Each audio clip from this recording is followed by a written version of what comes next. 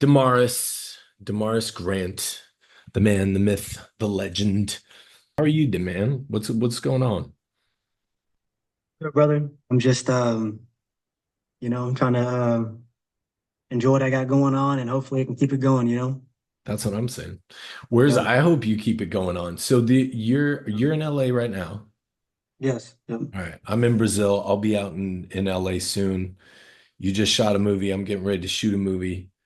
Uh your story is freaking insane. So I think it's nuts. We both did the same thing of taking little to no money and shooting in LA, but you took that to like all new levels.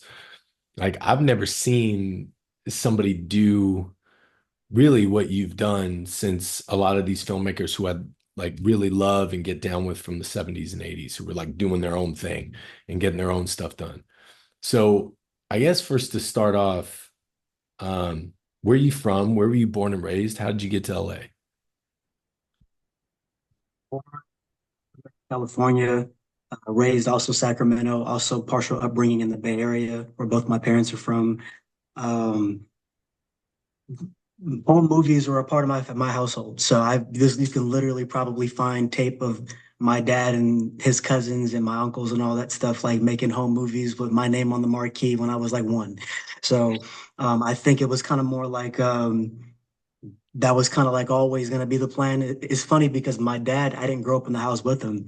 He had his own issues, and so uh, but it's almost like I inherited some of his passions, basically filmmaking being one of them, acting and filmmaking Mm, being one of them. And so I guess from what my mom says that every weekend, him and his brother, my uncle, and their cousins, they would get together on the weekends and they'd shoot my home movies, basically. And so years later, you find all this footage of like these cool like okay, you're gonna be the burglar and my mom's gonna oh, be dude, the that's one cool. defending the That's house and cool. all that kind of shit. And you're gonna go kidnap Damarrus and then you're gonna go kidnap his sister and then we're all gonna put it together. And that was kind of like what they did for fun. And so it's funny and ironic how years later you grow up, having these interests basically. Um, and so yeah, you start writing scripts and I mean, I was one of those kids where I thought the movies were real. You know what I mean? So when somebody died in a movie, I thought they died in real life type shit. You know what I mean? So, would be like depressed for a week as a kid. But and yeah, so you grew up watching movies and and you have a love for the passion. And I was also one of those kids that was like a parrot, and so, I would, be at the daycare quoting rated R monologues to the daycare providers, That's verbatim. amazing. You know That's what I mean? amazing. Not knowing what I was talking about, but just spewing it out. And so, and so that's where that came from. And then, around high school, you just start kind of forming stuff in your head. You're like, what if this? And then, as filmmakers, like we just happen to see shit in our minds and we have weird dreams. And then you kind of start writing them down. And then you kind of start getting the idea like, could I write this or could I make this possibly one day or whatever? And so went to school after high school, college, junior college, and took some filmmaking courses. Um, and I got to LA. I want to say I moved to LA in 2018 because I felt like I had reached a point in Sacramento where nothing was available for me out there. Sure. So, and mind you, maybe from age 20 or maybe age 18 to like 28, I'm all over Sacramento making short films. Like me and some friends, we're making skits, we're submitting into festivals, like Yeah, we're like doing short film like festivals short and stuff like films, just that. like the 48-hour film festival. You got 48 hours to make the movie. You got I the 10 love by 10 those, man. Those festival. are You got blasts. like I love 10 doing days that to make the stuff, movie. man. We probably did. I can't even count how many of these we did. So little do you know, that's your conditioning. You know what I mean? Mm, So when it yeah, comes time for you to shoot a feature film, the people that I was working with back then, some of them I worked with on this project in particular. So for them to shoot with me, let's say we're going to shoot 24 hours because we have no choice, they're already ready to go. But the rest of them are like, what the hell are y'all doing? I'm like, we've been doing this. We've been doing this for years, whatever. So just you're going to stay up till 5 a.m. It is what it is. But yeah, you come out here and you're thinking that like everybody has this, oh, I came out here with like $1 in my pocket and blah, Sure, blah, blah, blah, blah. You know sure. what I mean? I was homeless and whatever. I wasn't homeless when I came out here. Yeah. And so my Hey man, transfer, my I job, was born there with $1 in my pocket and I was yeah, homeless. So I didn't even need to yeah, come. I didn't even need to come there. yeah. So You're born there and you're wrapped in it. yeah, I transferred my job out here, and it was, you struggle basically. You struggle like everybody else. You know what I mean? Like Sure. I had a studio apartment, air mattress, the basics. You know what I mean? But I was happy, and so I kind of was telling a friend of mine, I was like, yo, like we've made enough short films in the Bay Area and in Sacramento for. We're conditioned enough, I feel like, to where we could put something together. We know enough people to where we should be able to Right. collaborate put something together. Like, why are we just stuck in the short film circuit thing? And so he had his own trepidation and his own hesitations, you know what I mean? So um, I was like, well, I'm going to do it, you know what I mean? And so I just began kind of at work, and we were kind of like right before COVID, and I was just writing a script, you know what I mean? Like, and I had an idea about a property manager just terrorizing her tenants, you know what I mean? And so, living in LA, everybody knows how I mean, crazy the that's rent is. Like, LA. That's LA. yeah, yeah. LA So when you is get your a yeah, LA is landlords terrorizing tenants. right. That Yeah, is no, that's exactly, yeah. This is where when did I where was did you going get through that it. idea? Like where did that come from? So there's two sides to it. One I'll say on camera, one I'll say off camera. But Right. part of it was, for one, I was failing to pay rent in my own place, and I was being Right. harassed on a weekly basis by the landlord that I was living by the landlord that I had. And I'm like, damn, like they're taking it personal that I'm not paying rent. I'm like, is it affecting your check? I'm paying rent and I literally have nothing to eat. You know what I mean? Then on Yeah. top of that, there's a roach situation in the apartment complex or whatever. I'm going to work and there's roaches coming out of my shoes and shit. You know what I mean? And so Yeah, it's just yeah. crazy. So you're going through all this stuff or whatever. But yeah, part of it was, some personal inspiration. And then also just because, everybody out here struggling to pay rent. And we had all had landlords that were kind of like, yeah, my landlord put a 3-day notice on my door and then they're harassing you about this, that, and the other or whatever. And so I Man. was like, how funny would it be to have like this thing where this property manager basically is killing their tenants, you know what I mean? Dude, For and not paying the rent. and how did that so you're familiar with getting down and dirty, like 48 Yeah, hour film yeah, festival, like going yeah, out and getting it done. So yeah, guerrilla guerrilla style filmmaking. Like what yeah. so script is done, you finished the script, or were you still writing and making changes while you were filming? Like was it 1,000%. The whole movie is a rewrite. Yeah, I was rewriting every single week for 2 years because what mm, happened was, so this is what I would say, like, basically you write your draft, you write your script, and then you think it's good enough for you to kind of start getting to move on it. The best part about being an independent filmmaker is that whether you have any money or not, as long as you have a script, that gives you the green light to kind of go do whatever right? you want to go do. Yeah. Fortunately, I had a rapport with a lot of my neighbors. I was living in Pico Rivera, and my neighbors loved me. We were getting drunk every weekend, and we were out partying. And so, Damarrus, whatever you need, I'm like, I'm gonna make my film here, and I'm gonna get all my neighbors to help me do it. And so what happens is I go to Sacramento to visit my mom for a week, and then my apartment floods, and my neighbors call me, Oh, yo, there's a dude. hole in your ceiling. And so what happens is they show me the FaceTime and the whole roof is gone, basically. They don't want to give me a new apartment. They like, hey, you got 6 months left or whatever. We'll just cut you a check and you can go. I'm like, nah. They're like, so that was a whole thing. I'm arguing with corporate. I decided to just go back home. Mind you, COVID had like Oh, just started. So I go home. It was supposed to have been for 3 months. I turned into 9. And so I had to pay off taxes and got into all yeah. that kind of stuff or whatever. And so I moved back to I'm looking for apartments and because my job is located in downtown LA. So what Okay. happens is I find this apartment or whatever on accident. Like I was just submitting random applications for apartments or whatever, and some random apartment complex or whatever just replied to me and said, "Hey, come for a tour." So I go for a tour, and I'm like, "This could actually work as." My building that I actually shoot the film in because it takes Dude, place in and it's pretty much one great location. location, by the way. You I know, loved it's it. just it was very industrial. The hallways Yeah. were super Yeah, yeah, dark. yeah. You know what I mean? Like the apartment buildings looked like super old or whatever. And so I was like, this could actually work. So I get approved to get the apartment. And then my whole plan was as long as I'm paying rent, I'm in production. You know what I mean? Yeah. So I'm like, I'm gonna move in here and I'm just gonna get everybody here to help me make the movie. I'm gonna make friends with the security guards, the property manager. I'm gonna make friends with the doorman. I'm gonna make friends with everybody here. And that's exactly what happened. Literally, that's exactly what So, happened. dude, how many people in this movie, don't mind my asking, like Yeah. how many are actual without me going to IMDb and checking everybody out one by one? There's probably How- like 25 people in the movie, but it wasn't supposed to be that way. This but my like how film many were is a, actors? How many were like actual actors as opposed to like not people? How many? No, like, I know DeAndre from up the street. Yo, he wants to be in a movie. Was he available to come to LA? Because he's gonna drive from Sac to LA every month. Yeah, okay. Well, then he can play the security guard. You know what I Wow. mean? Yo, Wow. I'm Okay. calling my friend, like the guy Cream, my friend Max that plays Cream.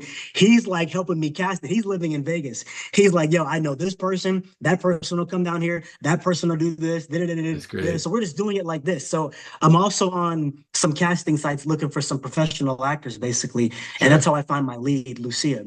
And so I called her, and so I kind of, send her the sides and send her the script or whatever. And so, how we talked about before, I just went to her directly. There was no agent, there was no rep or whatever. She was on the site, and she was the first person to submit for the film. And by the way, And so where did you go? Was this like Actors Access, LA Casting? Like, Casting Frontier. I love it. I was up all night I love it, Googling dude. shit.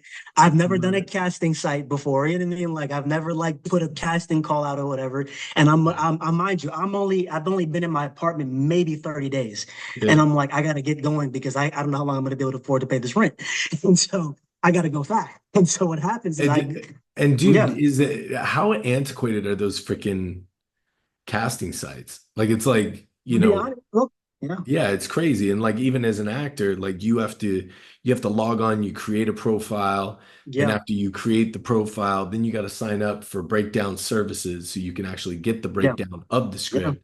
Then yeah, you submit, then you do a video submission, and it's like, an acting coach one time he told me, he goes, I may have mentioned this to you before, but he said, yeah, and this was the most factual thing anybody could ever say to me. Definitely not in the indie scene, but when you start to get in the studio system and some of these higher budgeted movies, he goes, I'm not trying to teach you to be good enough to get the audition and book the gig yeah, like so that casting sees you and decides that they want to hire you.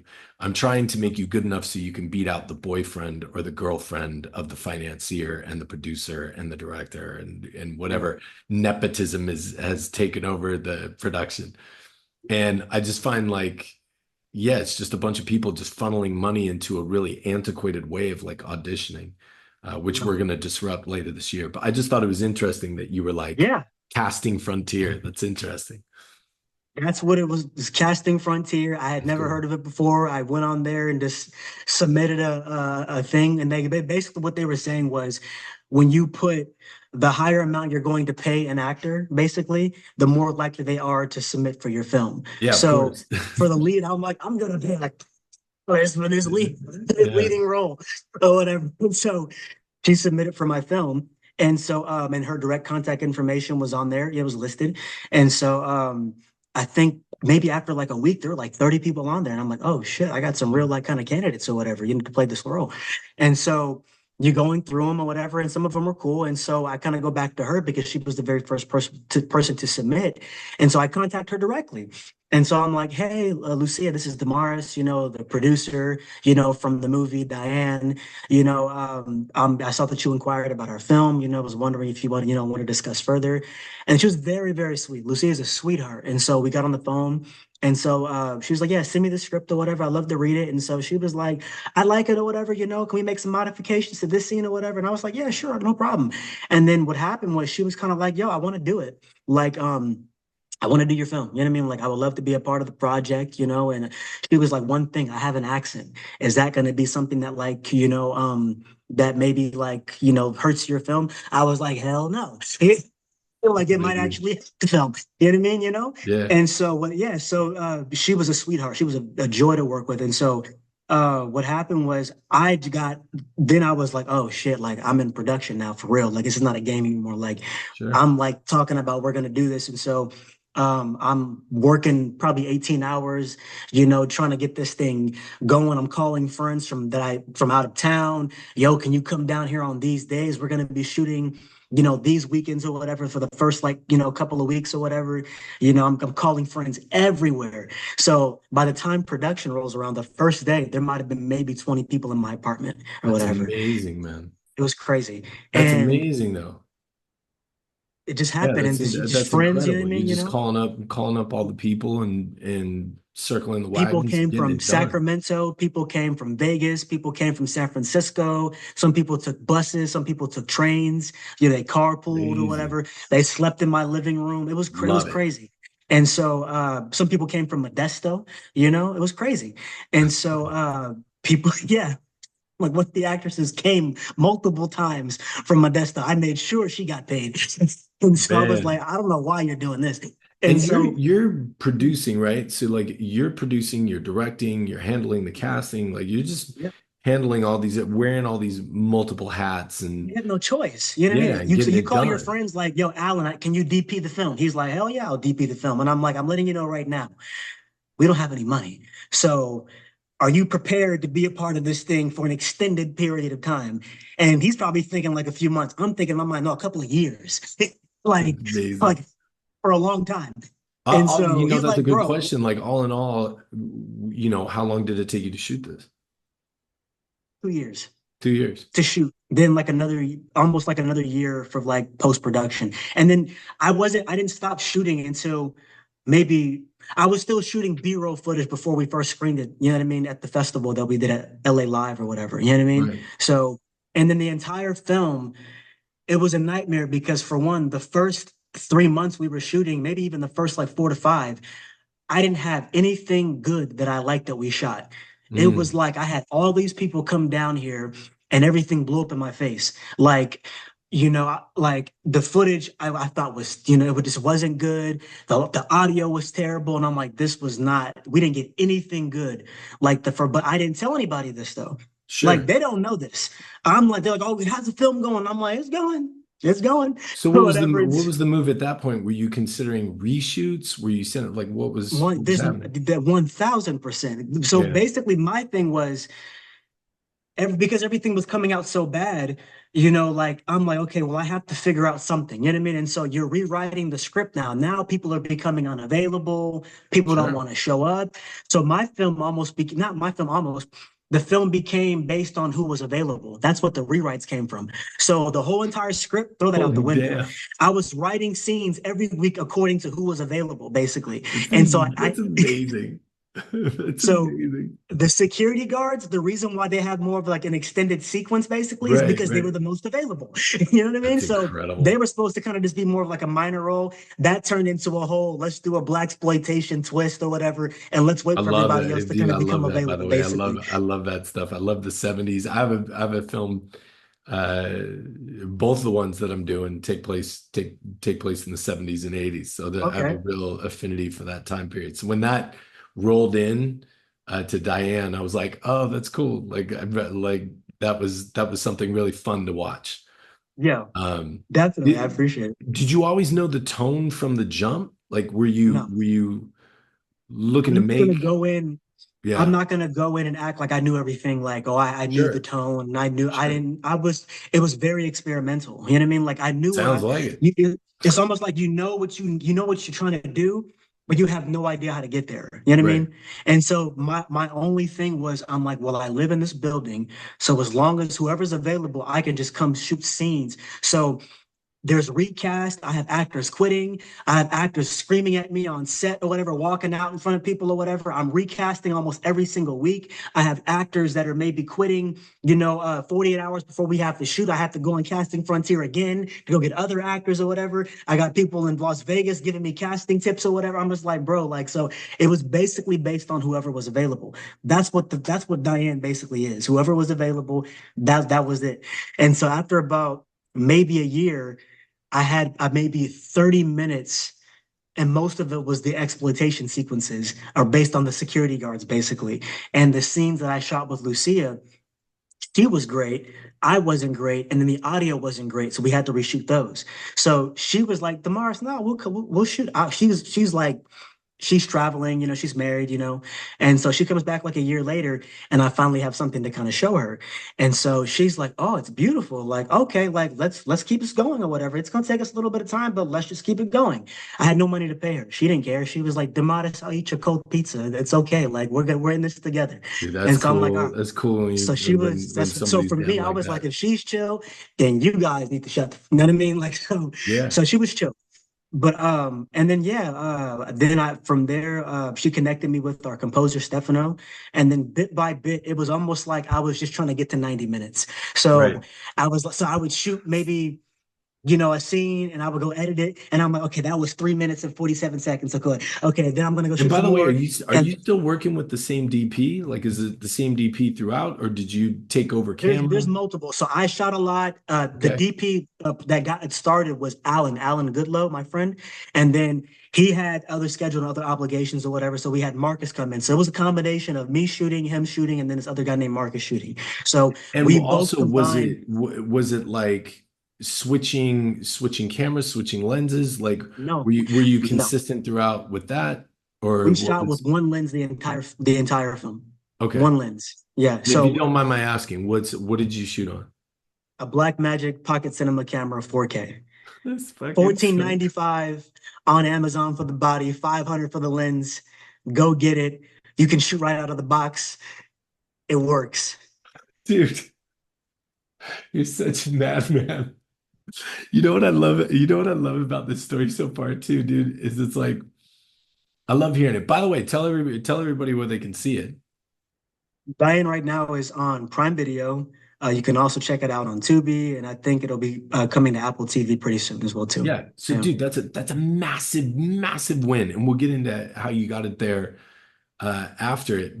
But it's like I love this, dude. I love not to make it about this, and we will talk about No, that too. But whatever. Yeah. like the great thing about working and developing this company, Nolan AI, and getting it out there, and I'm talking to all these filmmakers that are getting stuff done. And some of them are, you can see like they're in it for fun. They're making it's kind of like a hobby, like filmmaking. They've always wanted to mess around with it, and like that's all cool. But then there's like serious freaking filmmakers, and like we did, the series that I just did. I used Nolan on the series. I used Nolan on the scheduling side of things, Yeah. budgeting side of things, and then also the screenwriting thing. Yeah. But it's like, you know, it's so lovely to be able to see somebody's like, no, like this is my calling, this is my career. I'm hungry. I'm going to get other people that are hungry about this and get it done. And I love talking to people like you because it's and filmmakers like you because it's the world that I'm swimming in Mm. is just entitlement, ego, narcissism, just all of that. And you got to go through all these gatekeepers just to get stuff done. And it's like, well, these things are in place for your safety and to make sure everything's good and blah, blah, blah, blah, blah. And it's like, is it really? And there's some of these things that I can understand. If you're a veteran actor, you've been working for a long time, there's certain things that should come standard. I'm working on Yeah. a project right now, and one of the producers was like, "Oh, I gotta have this person picked up from the airport and staying at this hotel, and this is a bunch of garbage." And I'm like, "This person's a legend, number one. Number Yeah. two, this person is, in the kind of later years of their career and being able to get Sure. stuff done. Like, let's make sure they're taken care of and they're For comfortable. sure. Like, that's For bare sure. minimum. Shut up." Yeah. Yeah. But on the other side of that, you get agents, managers, these middle managing, and not a one of them in 30 years Yeah.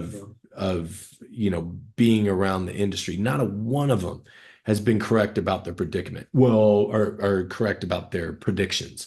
My client is doing this, that, and the other. They're getting ready to blow up. You're lucky to get them for, a 1.5 for run of show. And these Sure. are people that are not household names.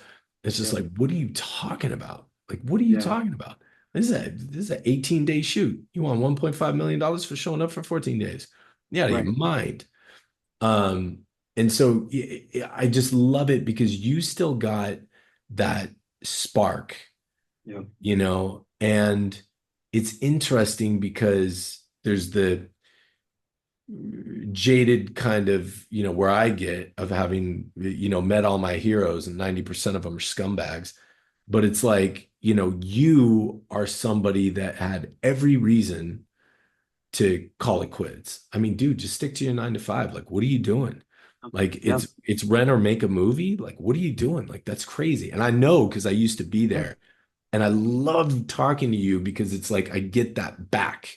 Yeah. I get that back and I go, no, man, like that Yeah. is that kind of craziness. That is what it's about. Yeah. It's not Yeah. about red carpets, premieres, film Mm. festivals, all this freaking, dog shit that everybody, Yeah.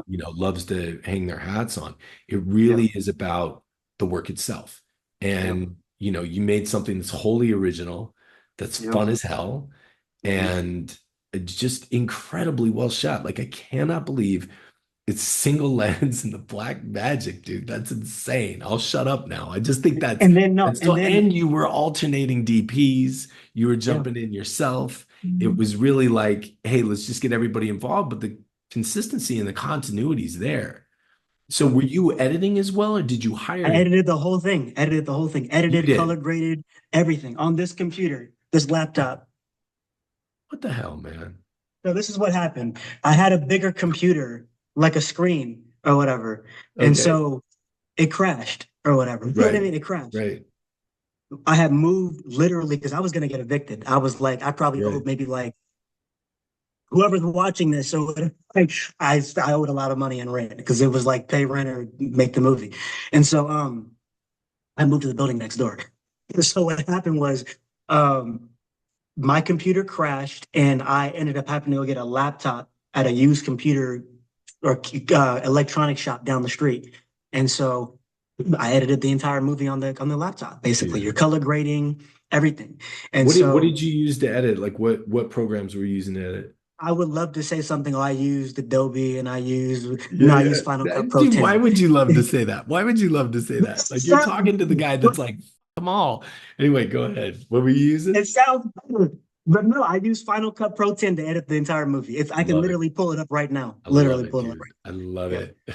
I love it, dude. Final Cut Pro 10. So Final Cut Pro 10, you're using Ableton Live to I'm also a musician, so I have a somewhat of an ear for I understand pacing. And so for Sure. me, I understand like when something is supposed to be cut, or I understand like when something is a hard cut, like it doesn't feel right in your soul because like it's not like on rhythm or whatever. So I Sure. understand like cutting your music to like cutting your film to like the music. And then, you know, Stefano was my composer though. Stefano Tomasali, he's an Italian composer, very, very talented. He was a friend of my lead, Lucia's. And so she connected me with him. And so I spent a year basically with him, I would say maybe a good 9 months, with him. Uh, He's composing scenes. He's saying, Damarrus, go change that scene right there. Da-da-da-da-da-da. Go re-edit that one. So he's That's mentoring me cool. at the So he's last like 9 months, basically. Go change that. Da-da-da-da. That right there, it's cutting off a little bit. There's a clip that kind of comes in or whatever. So he became like my second pair of eyes that's as we were kind of going into the incredible. post-production. So that was cool. And then yeah, I edited on Final Cut Pro 10, That's you know, insane. and it didn't even have the actual like subscription to Final Cut Pro 10. So a lot of stuff was finessed. Like I look back on it, So like I feel cool. like crazy. Because you're getting up at like 4 in the morning, and with one of the actors, for example, like we would get up at like 4 in the morning and we would go down to LA River, and his mom made bodies or whatever, like in these bags basically. And so he had like these boots and this and the costume for the character. And so we're waiting for like the sun to rise. And Sure. so as the sun is rising, he's walking across the bridge and I'm down there filming him. And then he's dropping the stuff, the body in the water, and then I got to go back and log in at 7 o'clock. You know what I mean? For work. You know what I mean? So that was like, it was a thrill. You know what I mean? So you're Yeah. going through all that. But then I had a lot of grace though as well too. Like I became very good friends with the property manager of the building that I was shooting in, basically.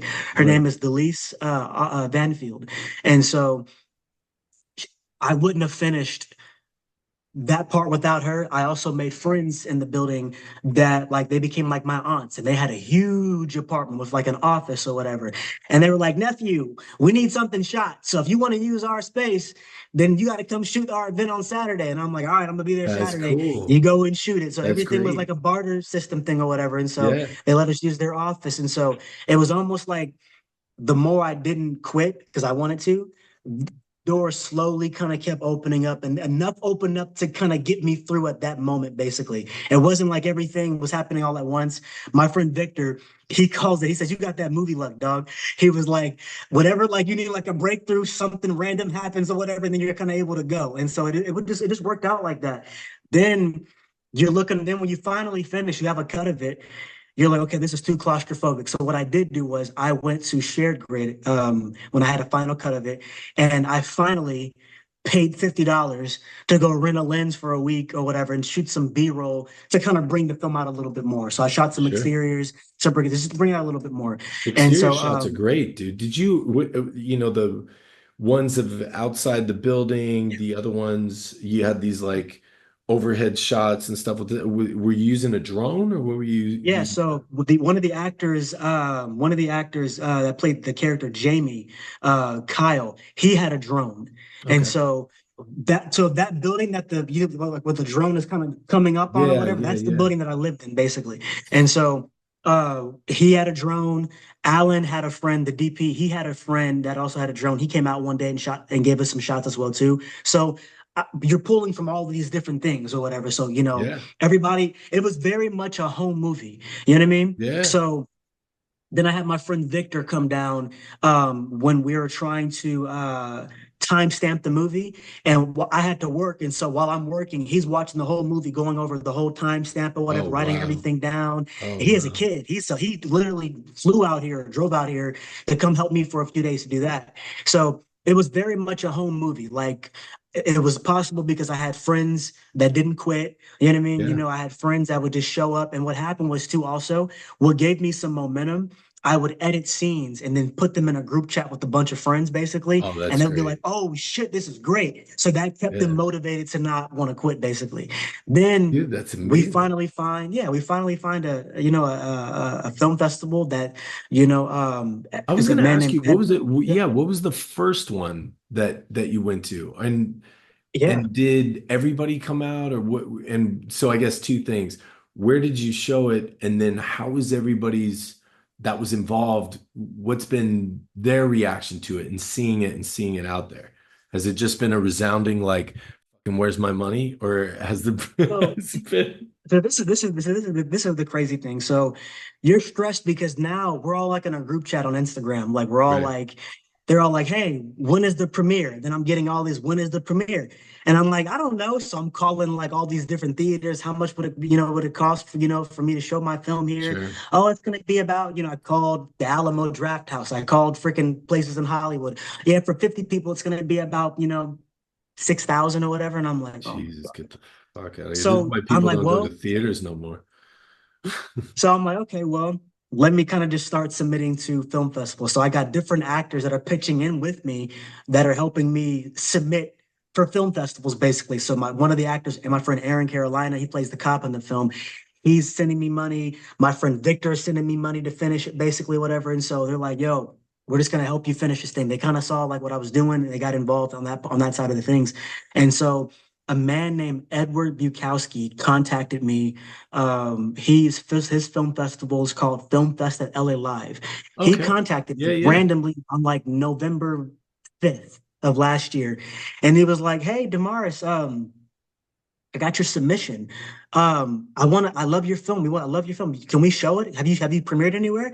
And I was like, no. And he was like, okay, cool. Like, do you want to premiere at ours? And I was like, hell yeah. So like, I was like, okay. And so we had a great conversation and he was kind of like, he saw my passion for what I was trying to do. And he really just wanted to help me. You know what I mean? That's killer. And so, yeah, he wanted to help me.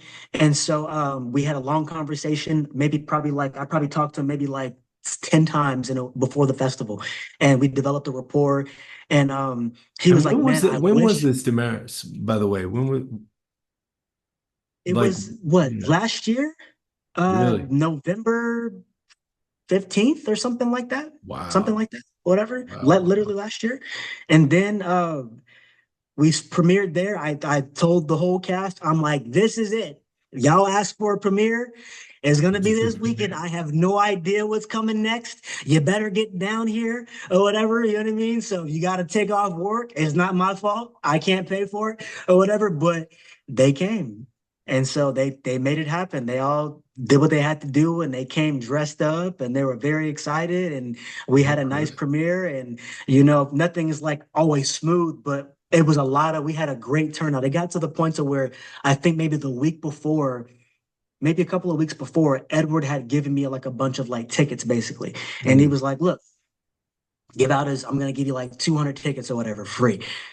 Invite as many people as you can. It Oh got to yeah. the point to where like the thing was saying that it was sold out or whatever. Like it was crazy. It just felt like a crazy situation. We get there was almost a packed house, and we had a pretty sizable theater too. So people had Awesome. come in. I had family that flew in from out of town. There Sure. was a whole red carpet thing or whatever. And so it was a very, very like great day.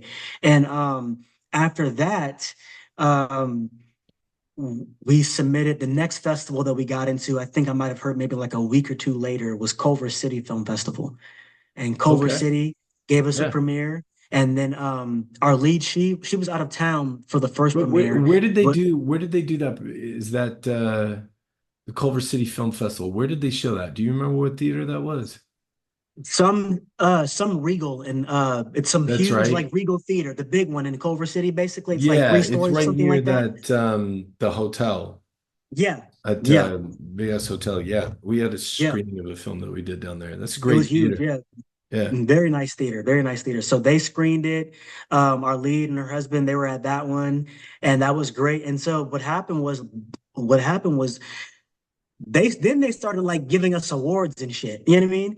So then they're like, "Oh yeah, you won this award. Oh, you won this award. You won best writer, and then you won best director." And you're like, "The so I'm like getting these emails in the morning, and you're waking up and you're like, "Oh, congratulations, you won this award for best blah." You're like, "Get the fuck out of here." You know what I mean? Like you're like, "Stop this. Like stop. Like don't Yeah. even like I've never won anything with it in something like film related before." So you're like, you don't believe it.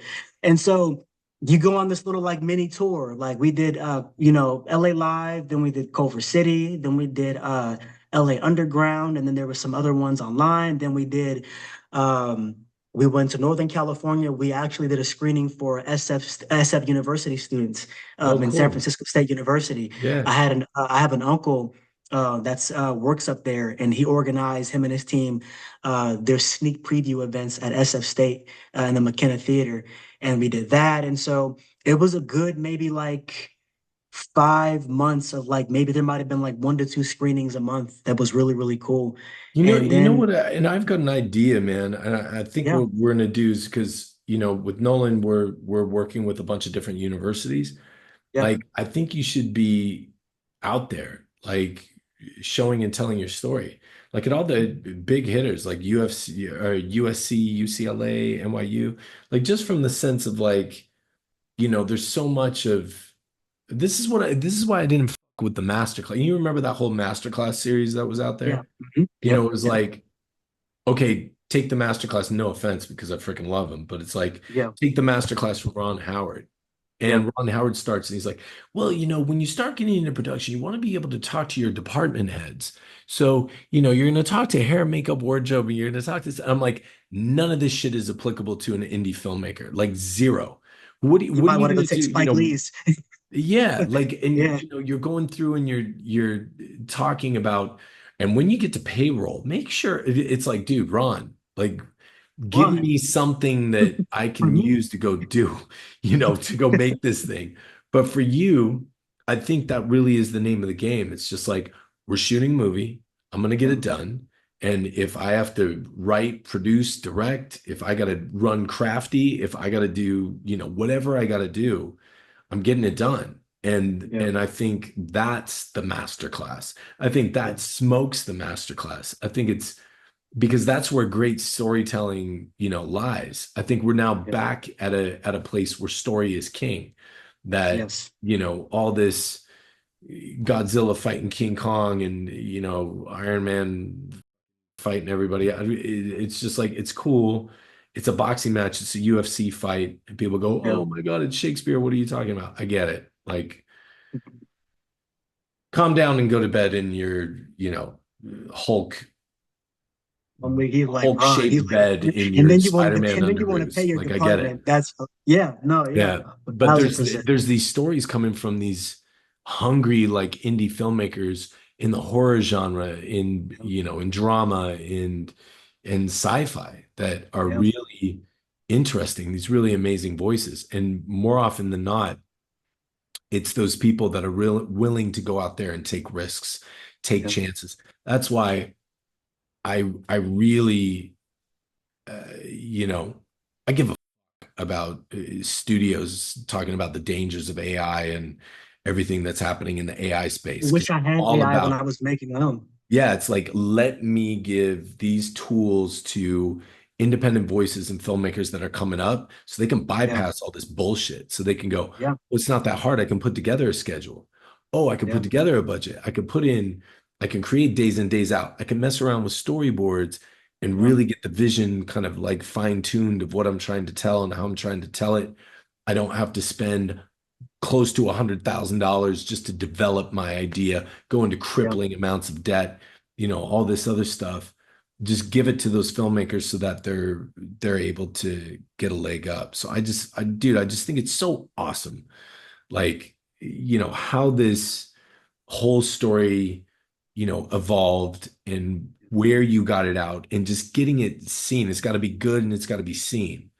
And, you really took the time to, create something and make something that was worthwhile. And then, how does it go from you're submitting to all these places, you're talking to all these people, trying to get it out, you're getting some awards, but then it's always like, okay, well What do you then, do now? If you don't get yeah, then what distribution, that the doesn't fuck? mean shit. Yeah. Yeah, And yeah, so, and the crazy part about it is nobody is going to tell you what to do.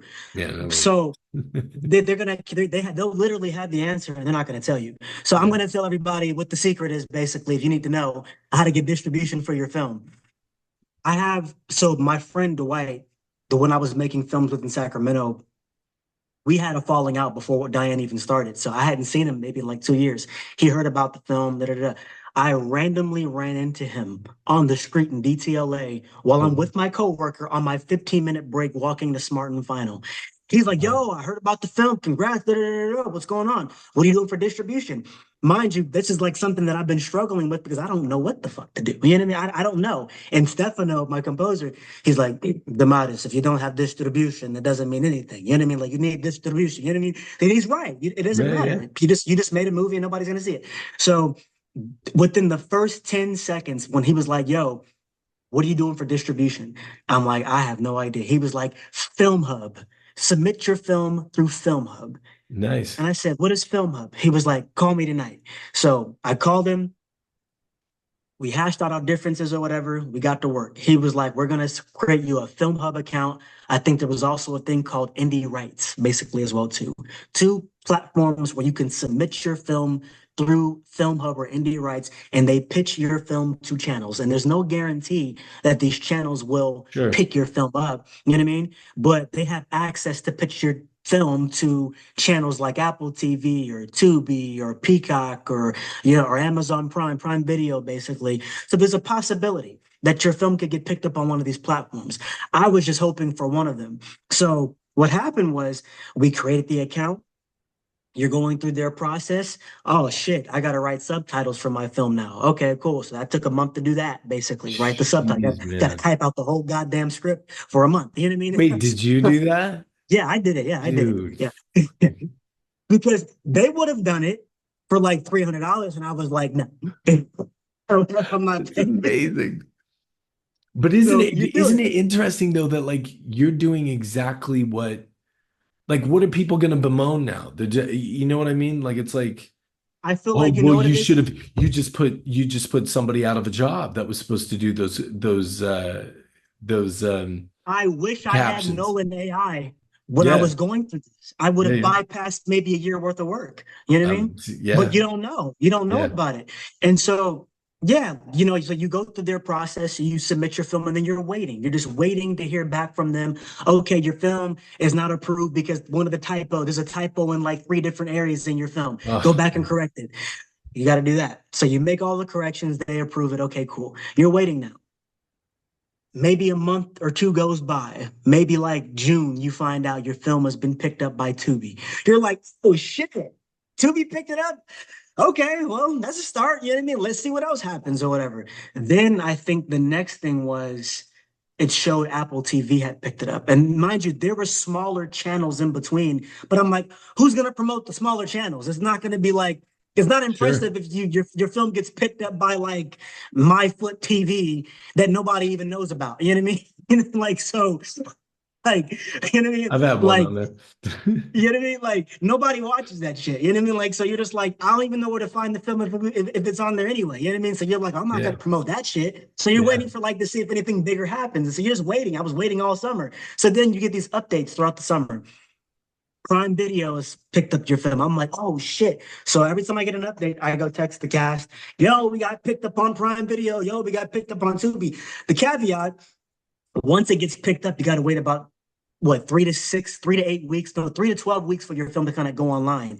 And then they don't give you a date. You have to actually wait for them to be able to say, you have to wait for somebody to call you and say, yo, your film's on TV. So that's what happened this time. So when my film got on Tubi, I waited maybe 4 weeks before it went live. One of my friends, Johnny, he called me. He was like, "Yo, your film is on Tubi right now. I'm looking at it right now."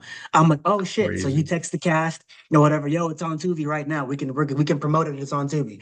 A month later, Prime Video comes or whatever. He texts me again. Yo, I'm looking at your video right now. It's on Prime. Da, da, da, da, da. So you text your cast. Oh That's shit, it's on crazy. Prime. So then Apple TV picks it up, and then they messed up my release or whatever because there's another movie named Diane that they're promoting simultaneously with my trailer attached to their film. So Oh, it's a big damn. mess right now. So they're fixing it or whatever. But I'm like, hey, it is what it is. What's the film hub, if you don't mind my asking, what's the film hub split? Like, what's their terms and conditions? Like, if you I submit so through them, are they yeah, taking, yeah, like I think how's so. So revenue coming in? basically a streaming deal. So whatever Okay. your film generates, you get basically. I'm not sure. I don't know specifically what their split is, but it doesn't seem like a whole lot, if I'm being honest. You know what I mean? Okay. There are instances where they'll reach out to you for maybe an exclusive because maybe the network or that channel wants to say, hey, we want to, promote this thing exclusively. But after doing my own homework, they were saying that out of all of these different channels from Apple TV to Prime Video to Tubi, they were saying the number one moneymaker for independent filmmakers is Tubi, basically. And so because the network is actually free. So I've seen more revenue from Tubi than I have from any of the other channels, basically, if I'm being honest. Interesting. Yeah. That's really, really interesting. There's I didn't know filmmakers that are that. making like shitty films that are making like 100 grand, 200 grand or whatever because they have the niche. They're making like these crazy fucked up films like, Child Support 2 or whatever. You know what Yeah, I mean? yeah. Like, or Alligator whatever. versus Anaconda Yeah, you 5. know what I mean? Whatever. Or, Sharknado meets fucking Pinocchio #3 and it's making money. You know what I mean?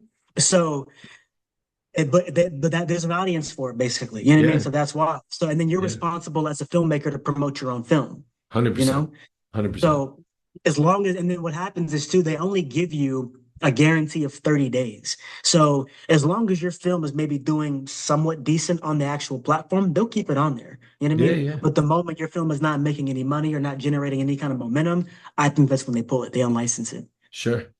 You know, So it's really interesting because we're having these conversations now, talking about it, and we're definitely doing it with this movie that's coming out, The Final Vow. yeah, And it's interesting. We're finding that these ways of distributing films is just ridiculous. And it really is like, I'm sorry. It's just this is my view. Like yeah, it's this idea of like going through the movie theater. It's like right, I get the magic. I get the nostalgia. Growing up, that was it. It was an event. Like when you went yeah, to the movie theater, it was like that was it. It was like yeah. your whole family got together. Yeah. You had food, you went out afterwards. Like that was the ritual. You would go watch the movie and then go sit down and have dinner, or, whatever, dessert somewhere, and you would talk about the movie. And this is Yeah. even when we were poor, man, because movie tickets were so Yeah. much less. Now, forget it. Like the price of a movie ticket's through the roof. You're Yeah. going in there, you get a shitty seat. Somebody's coughing, you're going to get sick. Somebody shoots up the place, you're going to get shot. Yeah. Yeah. Somebody, somebody's talking, like whatever, as Yeah. opposed to sitting in the comfort of my own home, watching it, being able to think about it, being able to dissect it. If I'm an avid kind of movie consumer, or, Yeah. I watch it with friends and casually watching it on my cell phone or whatever. Like COVID kind of changed everybody's viewing habits. And these conversations that I keep having with people where they're like, I have to shoot I have to shoot this film on film and it has to be seen in theaters. I'm like, what the for? Yeah. Because what you're going to do is somebody's going to guarantee you they're going to give you a screen commitment.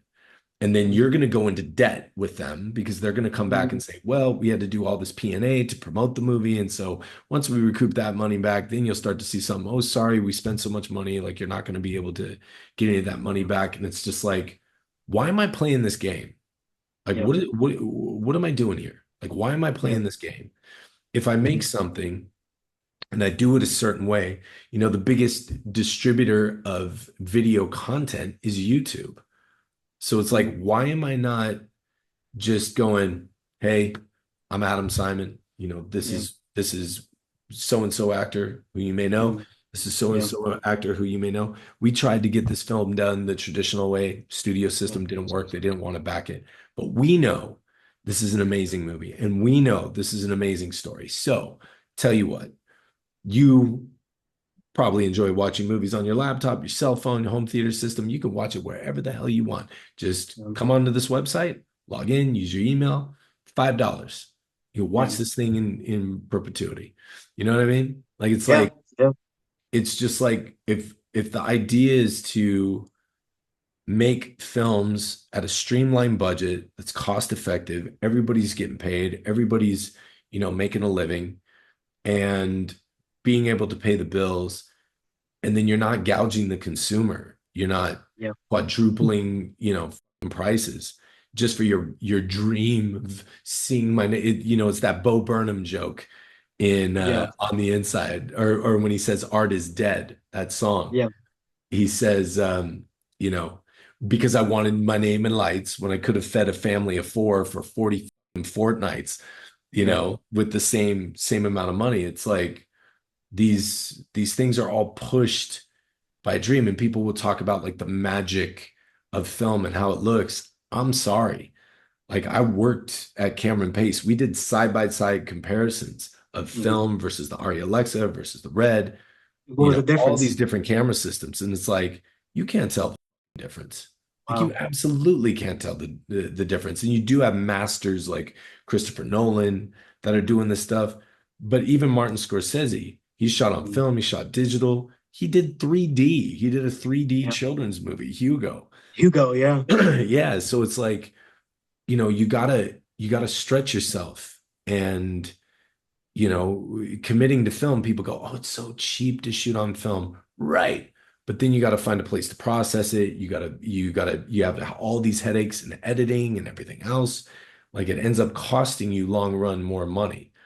Mhm. It's just this idea of people not wanting to involve or evolve, which is what we are experiencing right now with everything we're Wow. doing, and why we want Wow. to support independent filmmakers like yourself. Like Mhm. I just think you're so wicked talented. I mean, you're gonna, you stormed a beach. You took the enemy by surprise. You conquered and you freaking whooped that. And you did it with no resources, like none, like less than none. I You felt my did first that, man. you Man, know?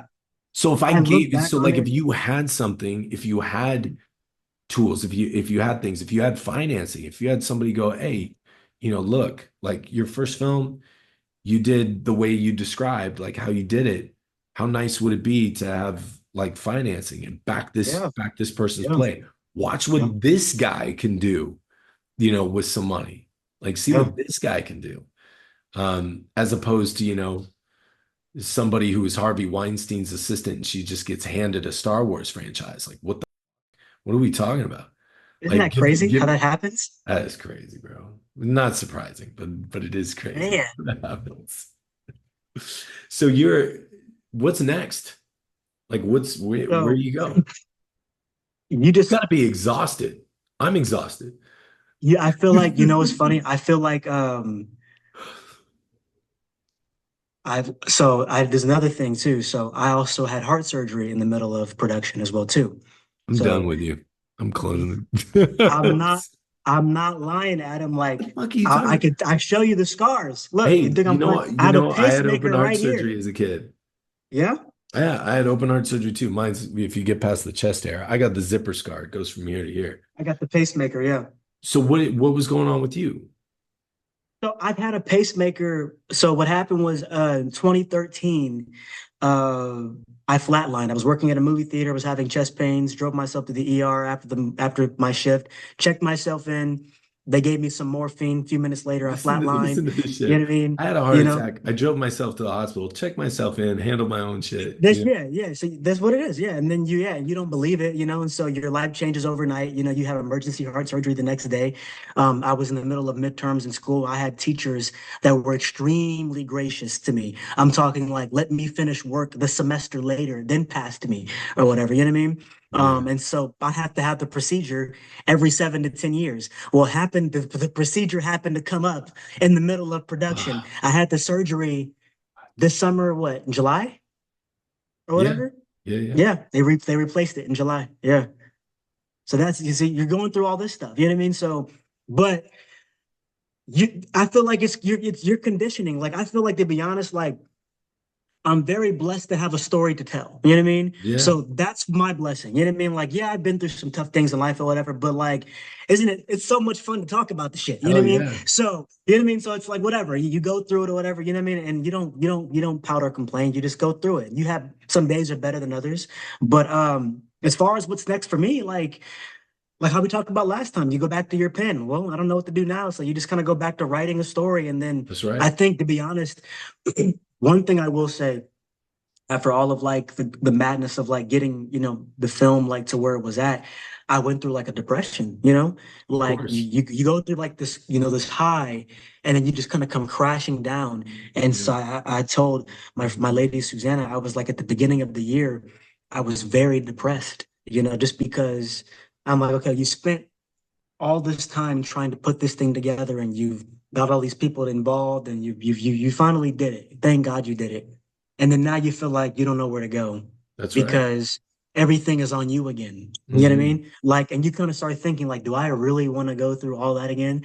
And you're like, well, if I want to be something or somebody in this industry, you're going to have to. And so I think for a good portion of the year, I was depressed, and you're going through that, and you're kind of just like, well, you go through that, and then you kind of have to. I was in therapy, and then I completed a year of therapy. That helped. And then you have to get inspired again, and so Yeah. now, I've had time to rest, and I've had time to enjoy life, and I've got new nieces and nephews. I got a bunch of, toddlers, nieces and nephews that I'm in contact with, and you have to figure out a way to get inspired again. And so I'm inspired. I have some new ideas and some new stories that I'm very excited about, and one we talked about last time, it's about Yeah. just, and so it's gonna deal with mental illness. I think I have something there regarding mental illness because my father was mentally ill. He was mentally ill. Mm. So I feel like I've got like 10 stories to tell in regards to something like with mental illness, but some cool thrillers, you know what I mean? And Dude, I so get listen, man, and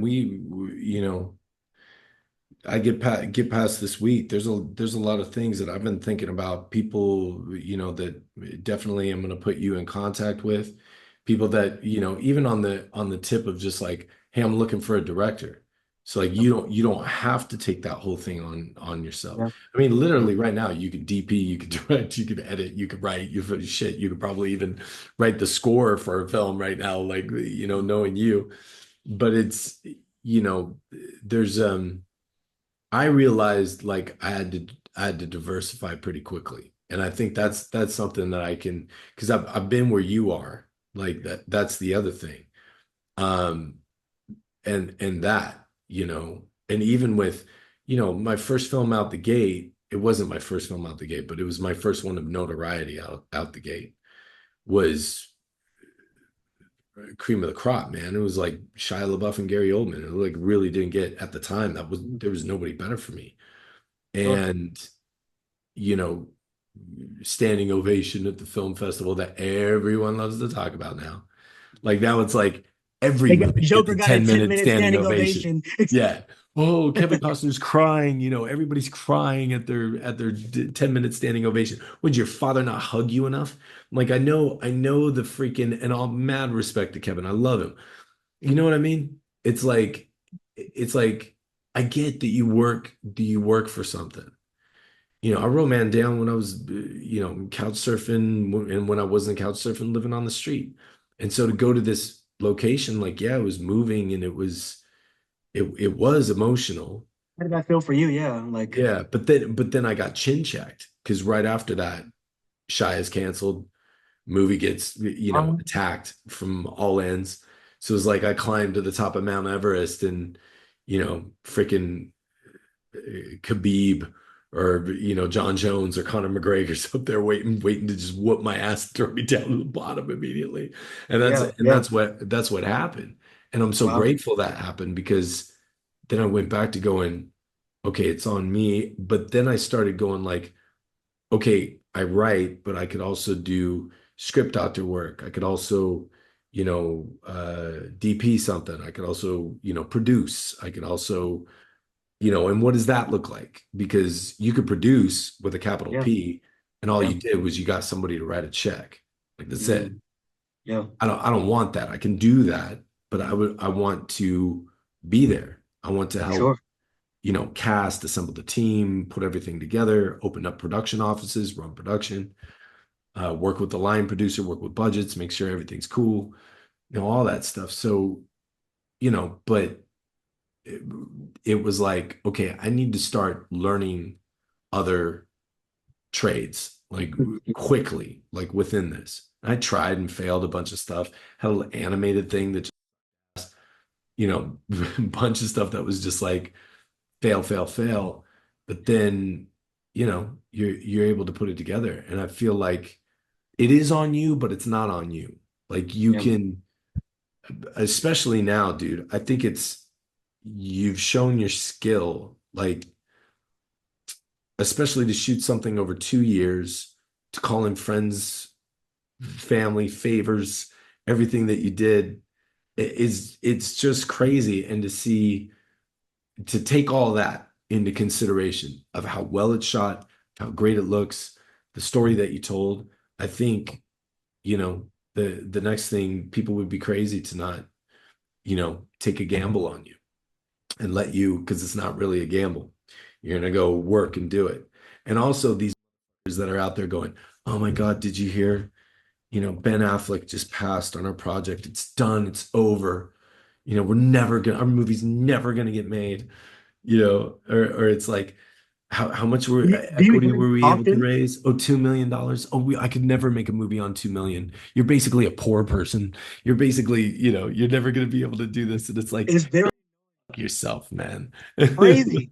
I've heard that Crazy. recently, and I'm like, do you know? I'm like, if I got 50 grand, like, I mean, like, I mean, like, when I look back 100%. at like what I was even doing with my own, I'm like, we didn't have shit. Like, it was just a bunch of like, it was a gumbo. Like, you got Yeah. this, you got that. You bring your own costumes, this, that, and we bring Kenya. Can I go use your hotel that you're sleeping in while you're out here or whatever? We're gonna shoot our scene in there. It was like that. You know what I mean? So Dude, it's this is crazy why I when like you hate the hear major film festivals. This is why and my partners and producing partners, everybody's gonna be like, shut your mouth. But it's like, Toronto, Sundance, Venice, all this stuff. You see these Q&As with these filmmakers, and it's like, how much actually was it? Yes, I have a question. You know, Vigatore Donatello from the Foreign Press. Okay, so I have a question. What was the actual budget? We hear low budget, but what was the actual budget? He's like, are you ready for this? $2.5 million. And the crowd goes, oh, God, how could you possibly, how could you possibly make a movie for $2.5 million? That's, oh my God. And how many days? Oh God, don't tell me. Don't tell me. How many days? 28 days. Oh my God. You shot this in 28 days. It's a miracle. It's a miracle. Oh It's my like, God. the immaculate Crazy. conception of, Christ or whatever. It's just like, what are you talking about? They got $2 million and they had 28 days to figure out what the fuck to do with this thing that they've developed for 15 years. Unbelievable. Shut up. And then Like, to people like us, we're just like, really? You know what I mean? $2 Like, million? Dollars? What would you do? You know what? How about this? How many films do you think you could make with $2 million? I could make Dollars? like 4 films, 4 or 5 films with $2 million. And a series when you weren't shooting the films at the Yeah, same literally, time. literally, Yeah. literally. Yeah, That's crazy, man. That's why I just, I don't buy any of this gatekeeping garbage that I hear from people. This AI is destroying the industry. And my response to that is, sure, I get the fear with pressing a button and you have an instant movie and yeah, people going, I'm just like you. I get enough of that as it is. yeah, Somebody makes a movie that was an obvious cash grab. It was an obvious vanity project where they cast, all the women they had slept with over the past 10 years, yeah, in the film or whatever, just terrible, shit, yeah, objectively and subjectively. It's just all like just terrible. And them going, well, yeah, I do what you do. And it's like, no, man, like I take pride in my work. You don't. Like that's the yeah, difference. You're yeah, looking at it as an opportunity to be famous, mhm, to, for some reason, you think, make millions of dollars, to gain power and have power over people. Like that's why you're in this game. Like I'm in this game to tell a story. I'm in this game that hopefully something that I can make or create will move somebody. It'll inspire somebody, it'll bring people together. Um, but it's just it's just a wild thing that these guys are commenting, and these talking heads are commenting about AI ruining the industry. There are dangers, yes, but the way to combat that is with better storytelling. Tell better stories and get your stuff done. So you're telling me that I still have to write a script, send it out for coverage, pay money for coverage, get feedback from a coverage company. And that coverage is going to come back from somebody who had a breakup with their boyfriend, had a bad lunch, is, going through a drug addiction, whatever. And they're going to give me whatever notes they're going to give me on my script. Or yeah. can I give it to a machine that's going to Mhm. objectively say, here's your plot holes, here's your character Man, analysis, this is what you need to man, like look at, um, and there's no subjectivity. And then from there, it's like, okay, I just saved money and yeah, fixed my shit. So now what's the next step? Well, you need a pitch deck because you got to go pitch it. yeah, Okay, how am I going to do that? Now I got to go hire a graphic designer. And then they're going, oh, you're getting rid of all the graphic designers? I'm not getting rid of all of them. I'm getting rid of the motherfuckers that are charging $5,000 to create a pitch deck. Okay. Like, yeah, and I can go make that myself or, have Nolan do it. And then it's like, same thing with the budget, same thing with the schedule. I go to a line producer. Oh, Adam, oh God. I don't know, man, to do this thing, I think it's going to be 10 grand. I could get it to you in 3 months. What are you talking about 3 months? he's not Because even I know working you're three just months. putting it into movie magic. And then they're like, well, I have all this tribal knowledge and this, and some of that is true. But like a lot of this shit, guess what? AI's got you smoked. And that Yeah, doesn't mean we fire line producers. We're still, using them in production and still having them double check the numbers and work the numbers. But I can bang out a budget, no problem. Same thing with yeah, schedule, and working with the director, all these deliverables, set design, hair, makeup, wardrobe, where you would hand over a script to somebody and go, what do you think?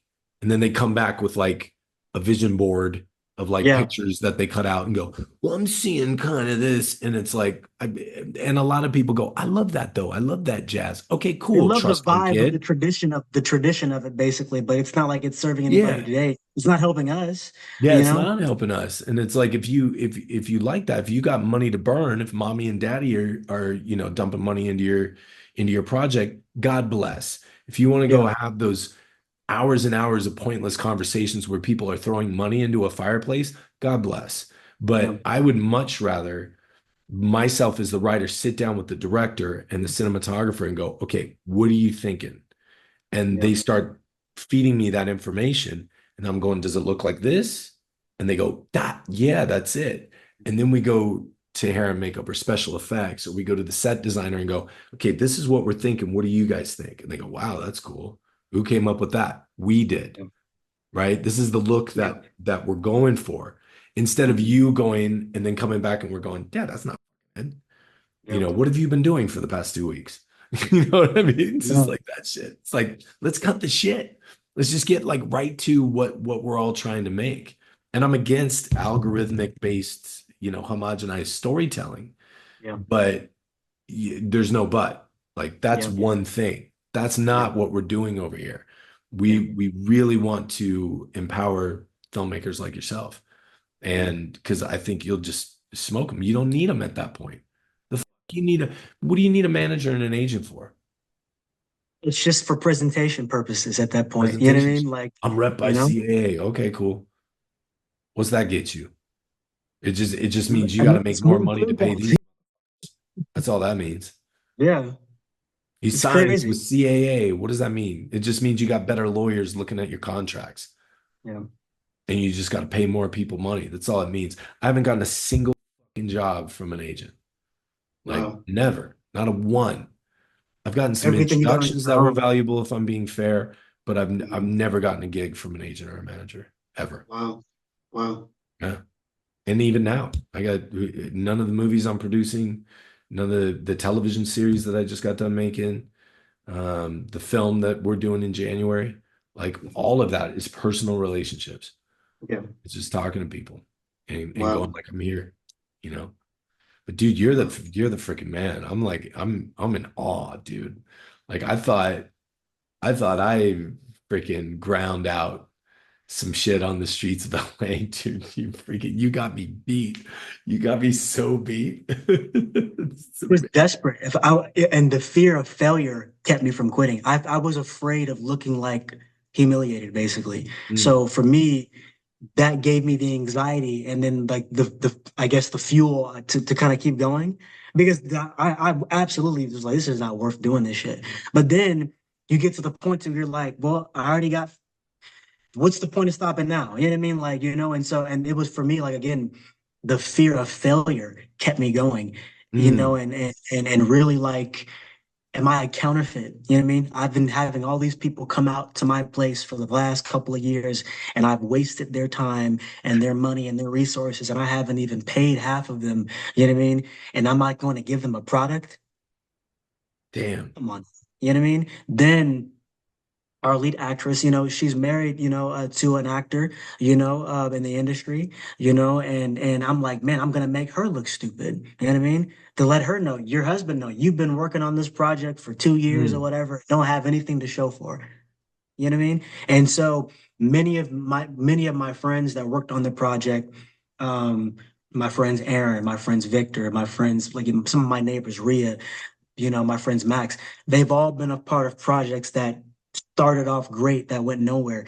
And so I think that one of the issues too, I had to choose between having an impressive looking set and then having an impressive looking film. You know what I mean? And I think that mm. what happened was that came with a lot of crushing and humiliation because when there's nobody there, when you got 10 people in your house and the DP doesn't show up and the lighting person doesn't show up and Damn. the audio person doesn't show up and you're literally in a scene and you're asking another actor who's just there to act, can you hold the mic, please? You know what I mean? And you're looking you know how like it was it stung. It was like this, oh, like it was so crushing. It was so humiliating. So I think for me, my process was more crushing because you're asking the actor who just came to act, can you kind of like make sure that tape doesn't like come off that lamp or whatever? Can you hold this or whatever without making it move into the thing? And then you're kind of like with your flimsy tripod trying to get the shit level or whatever because Damn. you want to get the shot. And you're just like, and you're in your mind, you're screaming. You know what I mean? You're like, this is the most embarrassing shit I've ever been through in my entire life. But I got one thing going for me that I know how to make something look good. You know what I mean? So if I can just keep my composure and just film the scene and finesse it and kind of get like there was times where like I'd have them shoot something that I knew wasn't going to be in the film, but I had to build up a momentum, a rhythm basically for the day Mm. because that was going to prepare me for later on that night basically. And my mind was already going to have been sharp. So I'm having them shoot something that I know is not going to go in the film. So you're wrestling with your integrity. You know what I mean? You're wrestling with your ego. You think that like you should have this set and all these crazy and all this stuff or whatever, and nobody shows up. Oh, I got a job interview tomorrow. I can't come. Da, da, da, da, da. Oh, yeah, I got stuff I got to do. I can't come. And so it was humiliating. You know what I mean? So you're just like, well, I've already gone this far. Let's And just, meanwhile, you're like you're dealing with, do I pay rent? I got to go to my job tomorrow. I got heart surgery. These guys aren't showing up. I don't have this. I don't have that. I don't you have, felt very alone. I yeah, felt very alone. You felt very isolated. You feel misunderstood. yeah, Actors are arguing with you every single week. They want to yeah, change their hair. They want to change their outfit. Because you've been having them walk around with their hair looking crazy for 2 months or whatever. You know what I mean? And you're like, can you please just keep it for one more week? You know what I mean? And so you feel very misunderstood. And it's not until when the glory shows up that people kind of say, I get what he was doing now. You know what I mean? So you have to dude, like, dude, yeah, like, sacrifice all of dude, it. Yeah. I'm envious of you for this lesson because I wish I would have had that lesson. I wish I would have had that lesson back then, man, because it's like now I'm going. Why am I not directing? Like, why am I not Mm, directing? And this is why I'm directing this year. I'm directing 2 films this year.